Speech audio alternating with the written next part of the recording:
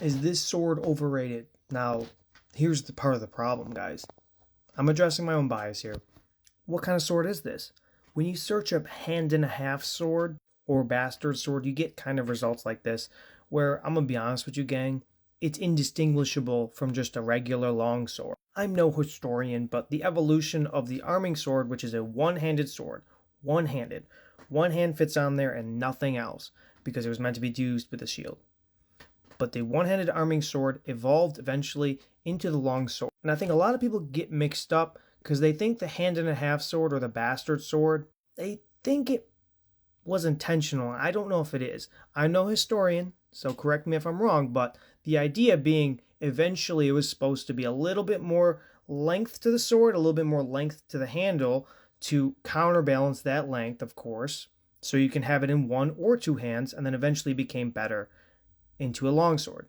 Now, the only problem is when you use the word bastard sword or hand and a half sword, you usually get something like this, where it's like there's a middle part here, and it's like here's where you put the one hand, here's where you put the two hands. This is just a short longsword, which isn't exactly the same as a hand and a half sword. But if it's an evolution of the arming sword, how can I say it's not, right? Another thing in media is I notice they'll name things like the Glamdrill or whatever, Gandalf sword, a hand and a half sword, just because he uses it with one hand. And I noticed they always have an extended pommel, and that's for the counterbalance. And you historically will see this, but that doesn't mean it's a hand and a half sword all of a sudden. Look at that handle, dude. It's supposed to be just a small extension of the pommel, not an entire big ass space for your other hand. That's just a long sword. So if we're talking about swords like this where it is straight up, look at that. Straight up just a long sword. No, the long sword's not overrated. But don't make a short longsword and be like, that's a hand and a half sword. All that being said is, if you're not using a shield, just do a longsword, right?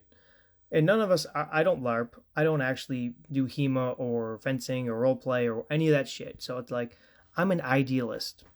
So in my mind, I want a hand and a half sword. But truthfully, if I actually was going to battle and I had enough armor, I'd just probably pick a longsword. If I didn't have enough armor, I'd pick an arming sword with a shield.